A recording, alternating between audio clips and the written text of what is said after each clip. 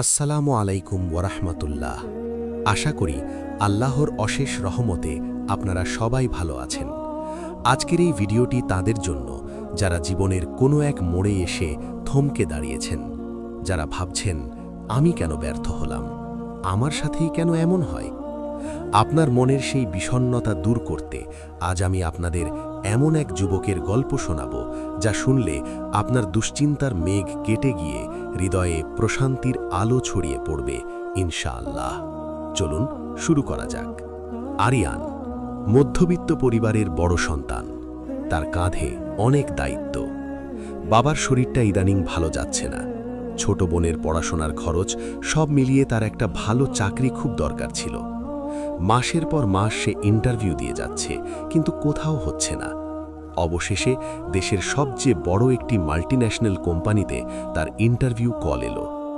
আরিয়ান তার জীবনের সর্বোচ্চ চেষ্টা করল, রাত জেগে প্রিপারেশন নিল, তাহাজ্জুদে গিয়ে আল্লাহর কাছে ডুকরে কেঁদে চাইল, হে আল্লাহ, এই চাকরিটা আমার খুব দরকার।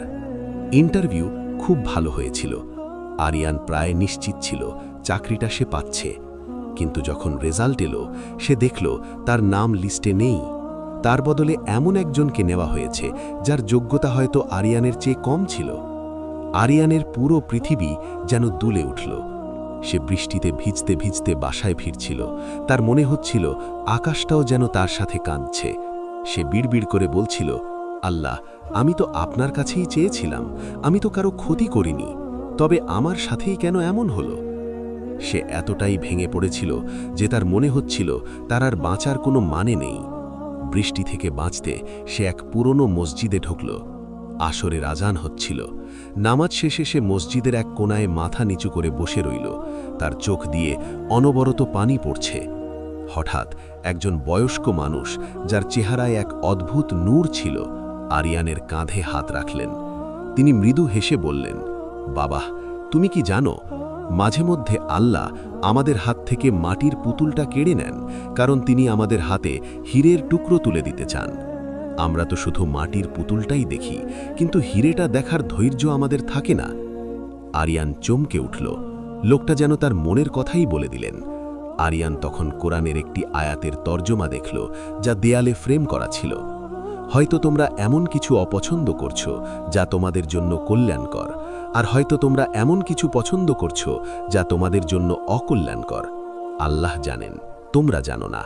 সূরা বাকারা 216।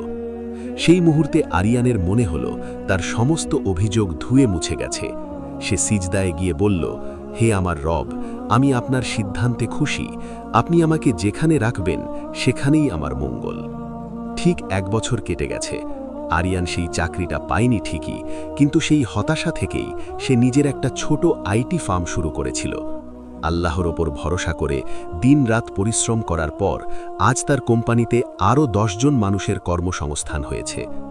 সবচেয়ে বড় চমকটা ছিল সেদিন, যেদিন আরিয়ান টিভিতে নিউজ দেখল সেই বড় কোম্পানিটি, যেখানে সে চাকরি পাওয়ার জন্য কেঁদেছিল, সেটি বড় ধরনের জালিয়াতির অভিযোগে সিলগাড়া করে দেওয়া হয়েছে এবং সেখানকার সব কর্মকর্তাদের দুর্নীতির মামলায় জেল হয়েছে।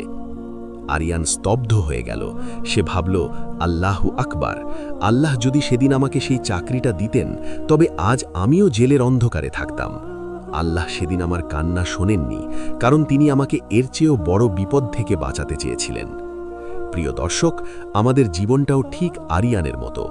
আমরা যা চাই তা না পেলে আল্লাহর উপর অখুশি হয়ে পড়ি, অথচ আমরা জানি না যে আমাদের জন্য কি বিপদ অপেক্ষা করছে।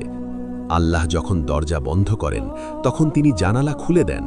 যখন তিনি কিছু কেড়ে নেন, তখন তিনি অন্য কোনো পথে তার চেয়েও বড় কিছু দেওয়ার প্রস্তুতি নেন। মনে রাখবেন, ধৈর্য ধরুন, আল্লাহ ধৈর্যশীলদের সাথে আছেন। ভরসা রাখুন, আপনার জীবনের স্ক্রিপ্ট আল্লাহ নিজে লিখেছেন, আর তিনি সেরা লেখক। কৃতজ্ঞ হন, যা পাননি তার জন্য আলহামদুলিল্লাহ বলুন, কারণ আল্লাহ আপনাকে হয়তো কোনো অকল্যাণ থেকে বাঁচিয়েছেন। আজকের এই গল্পটি আপনার মনে কেমন প্রভাব ফেলেছে তা কমেন্টে আমাদের জানান। ভিডিওটি ভালো লাগলে লাইক দিন এবং আপনার বন্ধু বা প্রিয়জন যারা বর্তমানে কঠিন সময়ের মধ্য দিয়ে যাচ্ছেন তাদের সাথে ভিডিওটি শেয়ার করুন। হয়তো আপনার একটি শেয়ার কারো মনে নতুন করে আশার আলো জ্বালাবে। ইনশাআল্লাহ দেখা হবে পরের কোনো ভিডিওতে। ততক্ষণ নিজের খেয়াল রাখুন, আল্লাহর উপর ভরসা রাখুন। আসসালামু আলাইকুম ওয়া রাহমাতুল্লাহ।